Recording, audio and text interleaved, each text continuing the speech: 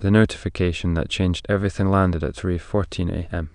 Bright white on my nightstand in the dark, an automated email from UMB Bank confirming a draw of $28,000 on our home equity line with an e-signature I didn't remember placing. My chest went rigid before I sat up. At the same time, the UFI doorbell app showed a clip of my wife leaving the house at 1:47 a.m, sliding into the CRV in Scrubs, even though she had told me she would be sleeping before her 7 a.m. shift at St. Luke's on Warnall. The numbers in the footage landed together like cold ice rolled across my night, and I felt the floor tilt beneath me. It's strange to realize how quick a life can split. A day earlier, we looked, from across the street at least, like a normal Brookside family in Kansas City. We have a 3-bedroom Tudor with creaking floors and a postage stamp backyard, a 4-year-old son obsessed with toy cranes, a black lab that eats socks, and a fridge held together by magnets from every Hy-Vee grocery run. I manage a small e-commerce woodworking shop out of the detached garage floating shelves. Butcher block counters and do cabinet refacing jobs in Waddow and Overland Park when orders dip. My wife, Emily, is a respiratory therapist who rotates between St. Luke's and North Kansas City Hospital, often working overnight, or I was turning our house into a place where the dishwasher hums while she tries to sleep at noon. Money has been tight in the way so many families know but don't talk about, like the knot behind your shoulder blade you keep pressing between door frame and burn. Our son's speech therapy co-pays have been heavier than we expected. My busiest season got kneecapped last winter by supply chain delays on maple and ash. CRV needed a new starter. Emily picked up extra shifts in the ICU. I took on a rush refacing in Lee Summit that left me inhaling lacquer for 2 weekends straight. We told each other every late hour and every extra invoice was a step toward breathing room. I believed that, or I wanted to. The red flags were small at first and easy to fold into the laundry. An Uber charge she said was for a co-worker when her windshield iced over. A second coffee cup in the car's trash she waved off as the barista's mistake. The scent of a cologne that wasn't mine clinging to the microfiber towel in the back seat. She said a patient's husband hugged her in the elevator and it stuck because she was wearing a fleece. She started locking her phone, then changed the passcode after I forgot not to touch it while silencing an alarm. None of that is a crime, that's what I told myself. But the locked phone turned into a live 360 bubble on her app that stopped updating at the hospital parking garage on nights she later said she spent charting. And our joint checking kept bleeding small amounts DoorDash to addresses that didn't match ours, a monthly charge to Spectrum for second internet line I didn't know we had anywhere. I felt paranoid. I also felt stupid. When I asked questions, Emily had answers, and they were just plausible enough to settle into me like silt in a glass. She said she was covering a friend's stream of DoorDash orders after a breakup, that HR sometimes made Life 360 glitch on their campus network, that the Spectrum charge was an old utility that never got cancelled when she moved from her apartment to our house after we married. I had my own blind spots, an Etsy charger back last summer that hollowed me out, 2 clients who slow-rolled me for months then ghosted. It's hard to interrogate someone you love when your own ledger isn't pristine. At 3:14 a.m, though, the emails didn't feel like sill. They felt like concrete blocks tied to my ankles. I opened the HELOC doc on my phone and saw my name typed on a DocuSign signature line. The navy blue squiggle that looked like mine if you squinted and if your hands had been shaking. The drawer said it would post by dawn. I hopped to the UMB app and froze the line and our joint card. I moved the remaining checking balance into a separate account I'd opened last year under my business for equipment purchases. I left $300 so bills wouldn't all bounce by sunrise. I logged into the UFI app and watched the clip of Emily again, frame by frame, the porch light haloing her scrub top, the clip of her bun, the echo of the car alarm chirp before she backed out. I called the number on the HELOC email and, to my shock, a night fraud rep answered. I reported the draw as unauthorized and wrote down the case number in a notes app. He read it twice while I typed 4,472 KCB. He told me the document was signed from an IP address that didn't match our home router and gave me the last 2 digits of a phone number used for 2-factor authentication that went either of ours. I put the phone down and started shaking without feeling cold, the way your body shivers when it senses it's out of its depth. By 8, the house switched to daytime. Our son padded and asking for oatmeal, the lab bumping my knee. Emily breezed through the front door an hour later than usual, hair braided instead of in a bun, her gym bag slung like she'd been to a class. She said overtime had been rough, that she found a spin studio near the hospital that does early sessions and it helps her decompress. I listened, and I heard the spin of a different kind, I told her the HELOC had been drawn. She blinked and said she didn't understand. I said I froze it and got a case number. She said we could figure it out after she napped. I felt the first thin layer of air slip between us that day, like a drafty cunt sauce. If I'd kept it private, maybe it would have just been our catastrophe. But life rarely gives anyone the luxury of burning down their kitchen in peace. That night was the preschool open house at our son's school on 63rd Street. The kids ran around the classroom with magnifying glasses while the parents made soft jokes about how hectic fall gets. I kept finding my eyes bouncing to the corkboard where the weekly schedule sat: who picks up, who brings snacks, who owes what. We stood in a cluster and the teacher cheerfully outlined the new pick-up protocol due to a reported incident in the neighbourhood. She asked everyone to update their authorised pick-up lists. The neighbour who watches our dog sometimes, Mr. Dorsey, stood with his daughter by the cubbies and asked if anyone else had trouble with mail that week because he received a misdelivered packet. He handed me a thick manila envelope with my name line item as care of, and said the mailman had left it at his by mistake yesterday.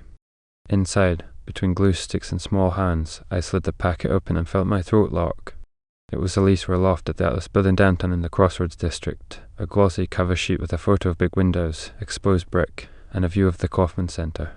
The tenants' names were Emily and a man I didn't recognise, Connor Avery. Flights of words I didn't want hit me: sublet, second apartment, double life.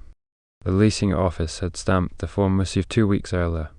The auto-pay form attached listed a card with the first 6 digits that I recognised from a store we didn't have a card at. The kicker wasn't even the names.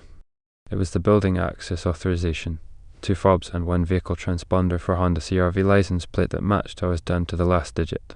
Parents near me were still chatting about snack allergies. The teacher was demonstrating how to wash hands to a line of kids who weren't listening. I stood there in my own life, struggling to square it with the line items on the page. I thought of how many times in the past 2 weeks Emily had left or returned at hours that didn't align. I thought of the UFI clip, the locked phone, the spin studio explanation. I glanced at Emily pretending to help our son with a popsicle stick craft and recognized the sound of wood splitting, the thin crack that runs before a plank gives.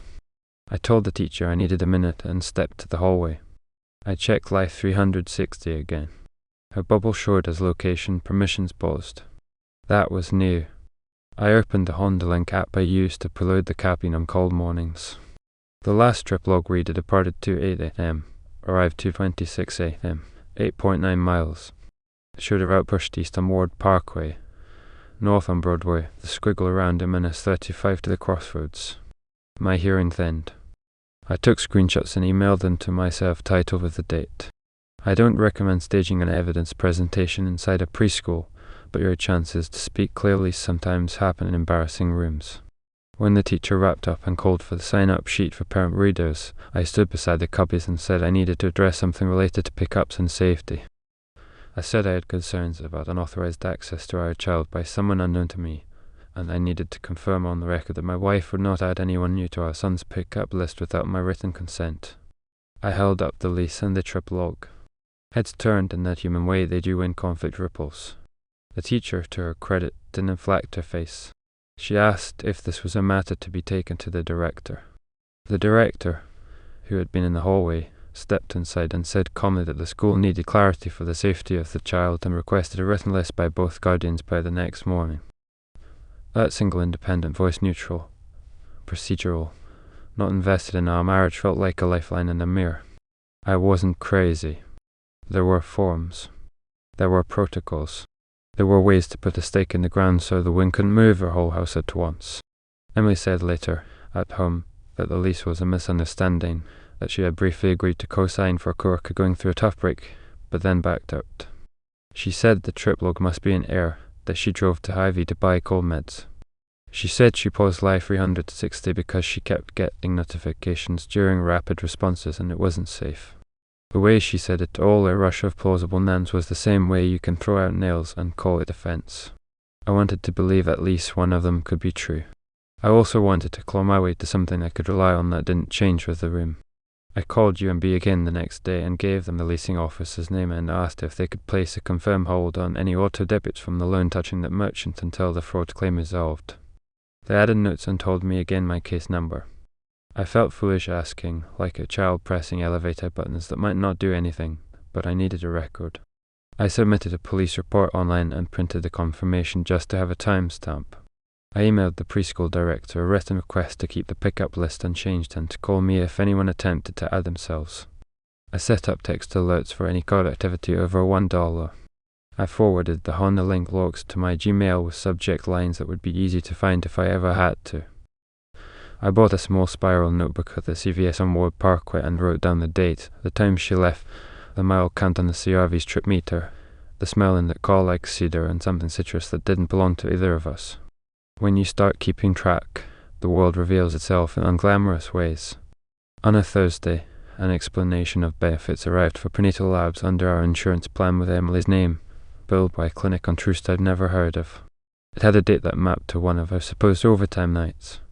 I counted back on my fingers and let everything leave my face. We hadn't planned on another child yet, and we hadn't, to my recollection, stood close enough in the right way to make that timeline make sense. I felt disloyal to the life we built even thinking the thought. Later that night, when I opened the Spectrum bill, a new line item flashed at the bottom. Secondary service address, Atlas Lofts, Unit 514. It listed a second phone line with a number I didn't recognize. I called the number and heard it ring to voicemail without a name, just an automatic male robot voice reading the digits. I didn't explode. I did something small and unromantic. I walked the trash to the curb at 10:30 p.m., walked further than our house warranted, and stopped at Mr. Dorsey's sidewalk where I could see the line of our block and all the lit squares of lives not mine.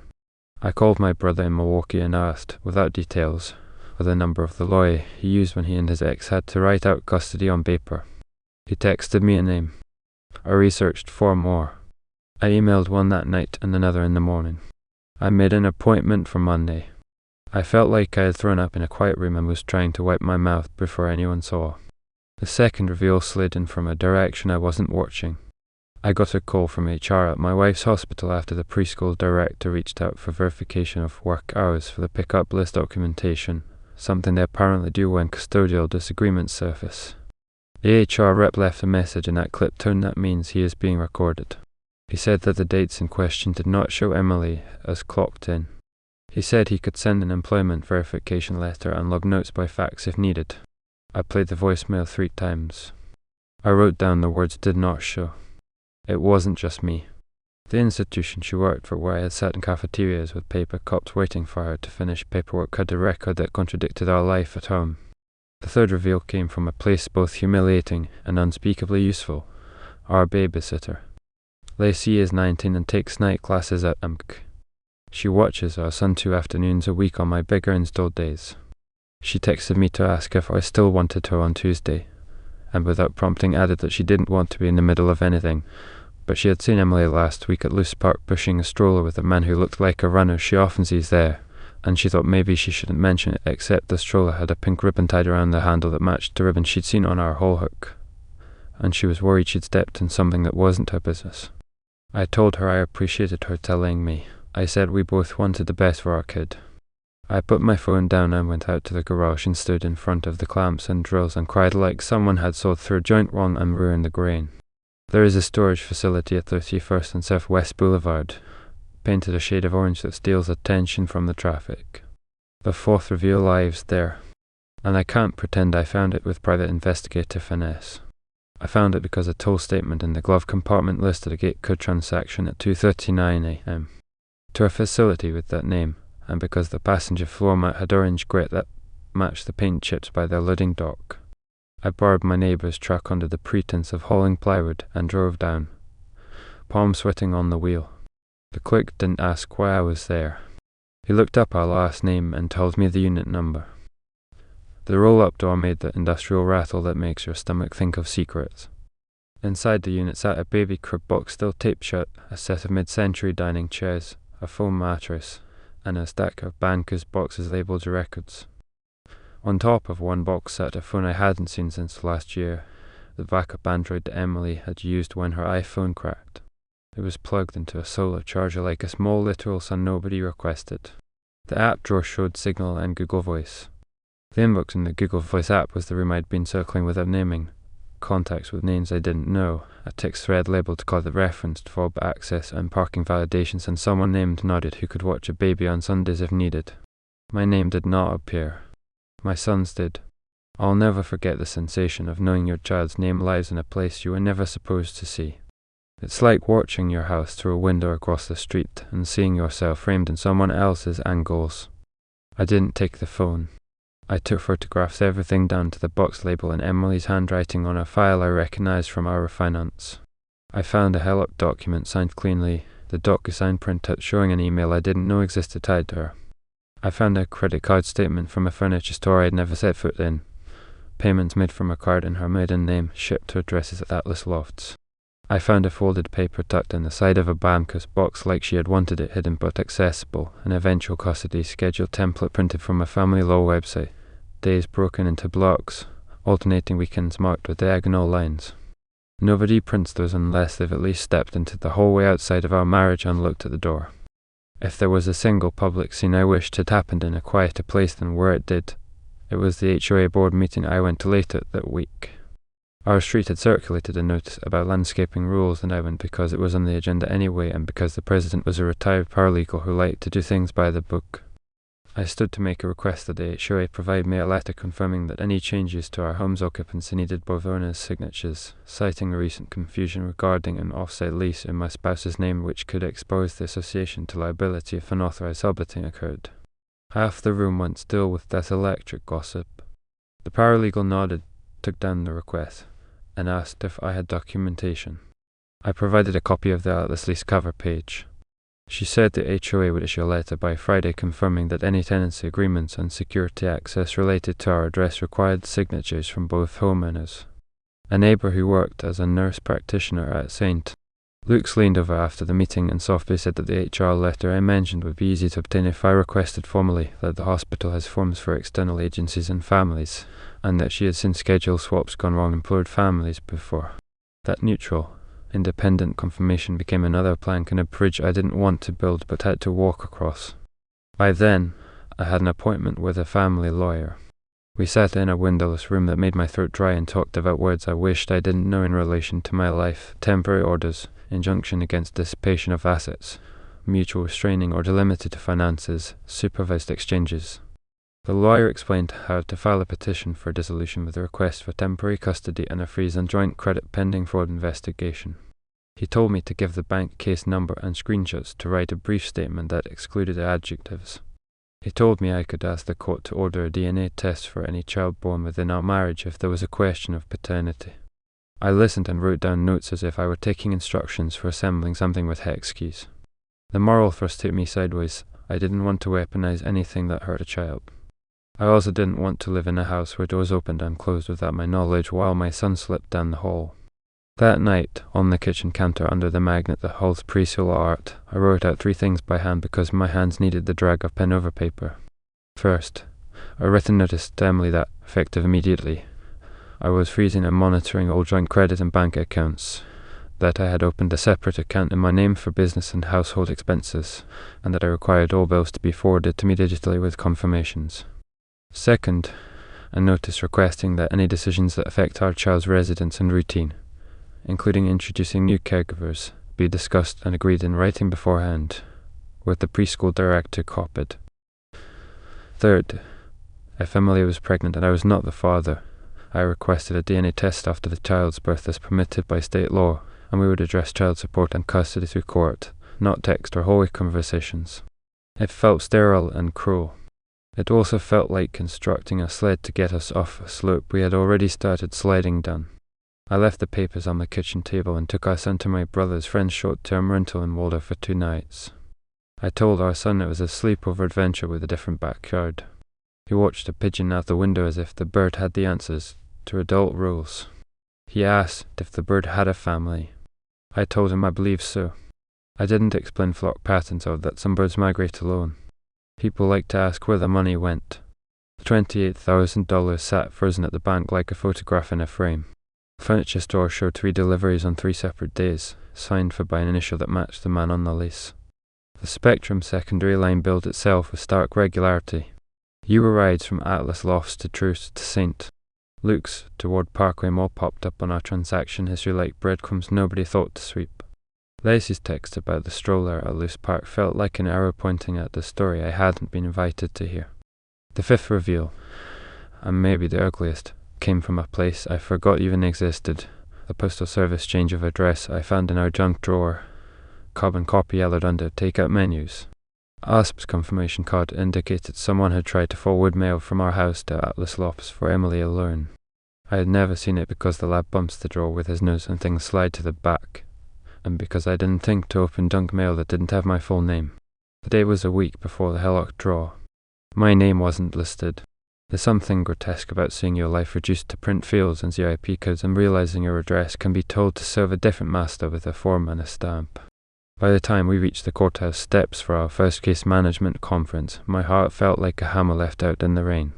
Emily arrived with a man I recognized from a photo on the Atlas Lofts website under community events, the runner from the park, the one with the jawline people probably compliment at parties. She didn't look at me for the first few minutes, then glanced sideways and softened her mouth the way she does when she wants to seem reasonable and in control. Her lawyer said a few words about misunderstanding and privacy. My lawyer said fraud and dissipation and requested a temporary order to maintain the status quo. The judge listened, brows balanced, and ordered no new debts, no removal of the child from the county without consent, and scheduled a longer hearing.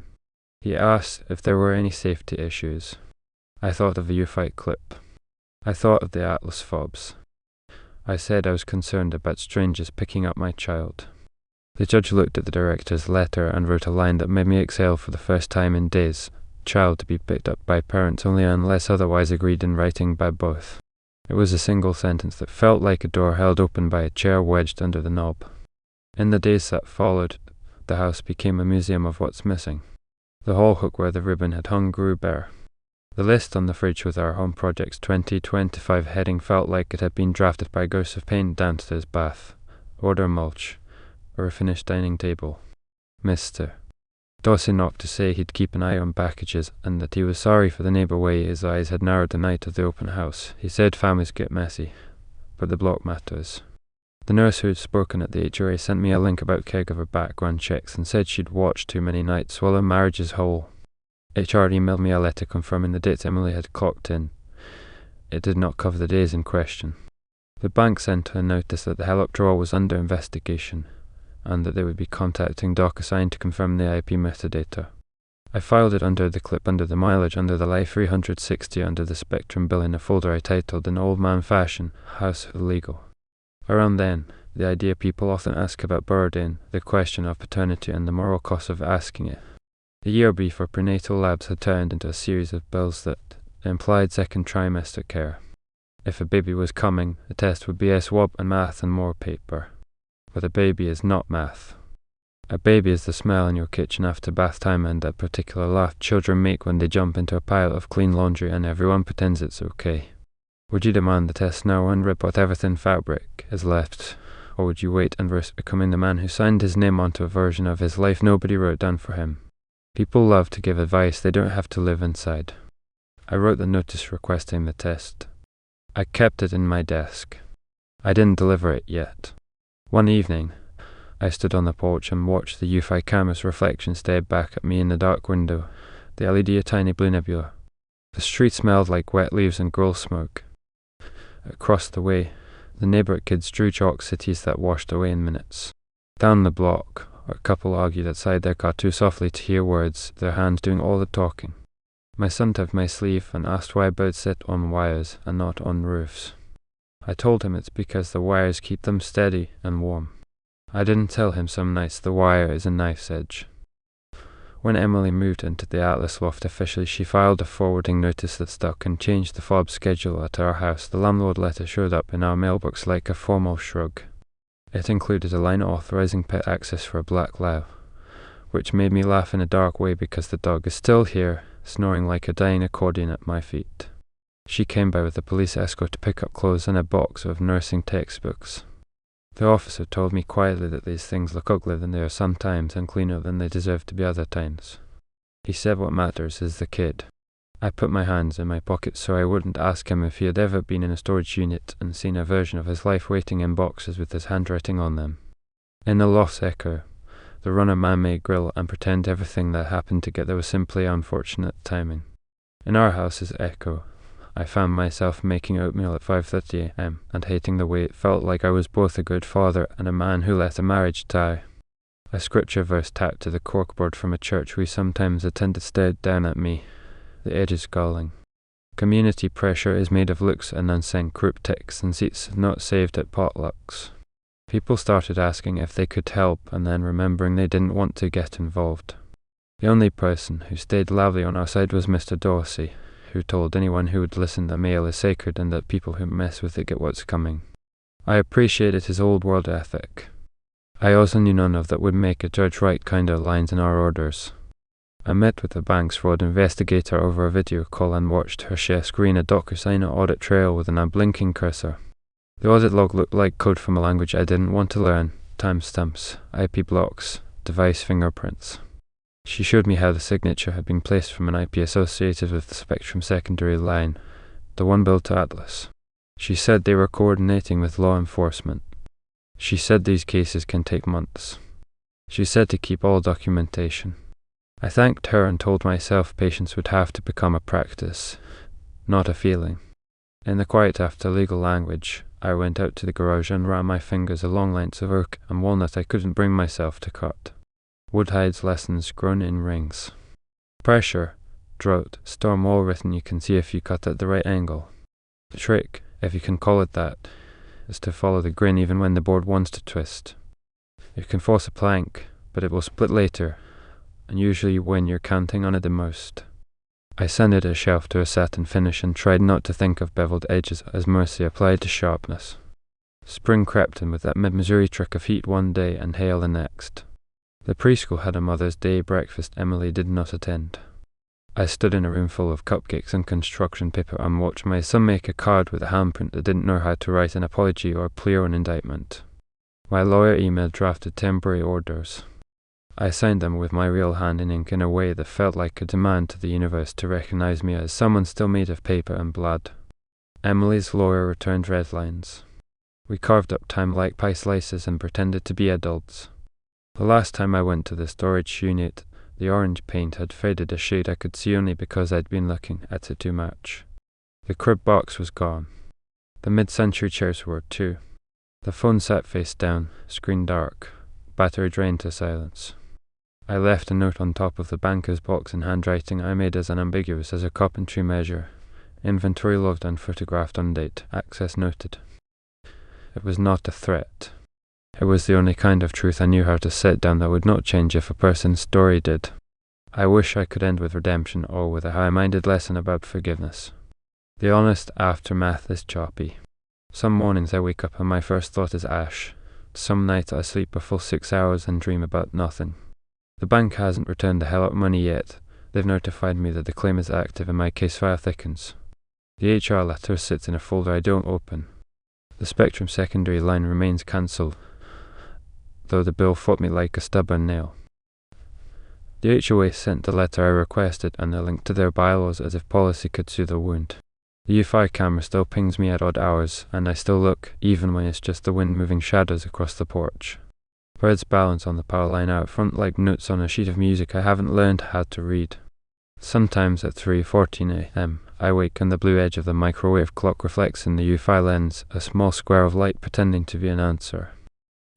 If there is a question I carry that presses hardest, it is this: should I serve the request for the DNA test now, as the law allows, or wait until a kinder time exists that may never arrive? People will have opinions, confident ones. Do I owe the future child a clarity their first days can't accommodate?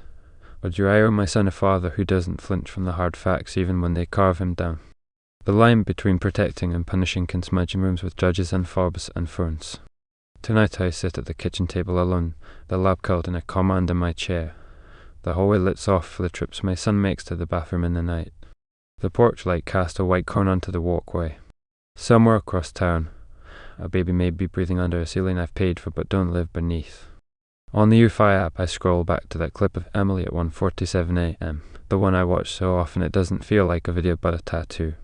She moves through the square of our door's field of view, a figure I know better than my own, and I hear in my head all the ordinary mornings we made and the one extraordinary night that gutted him. The camera catches a moth spinning in the halo, and then nothing. The clip ends as all clips do, abruptly, mid-breath. I stare at the final frame, the empty porch, the edge of our wreath, the sliver of street. In that haunted little rectangle, I see my life paused between steps, my son asleep, my lawyer's draft open, the bank case number under a magnet, a lease copy filed, a neighbour's quiet witness carried in his pocket as he waters his peonies. The image repeats without changing. Outside, a bird settles on the wire above our house and tucks its head into its wing, a silhouette folded against the blue.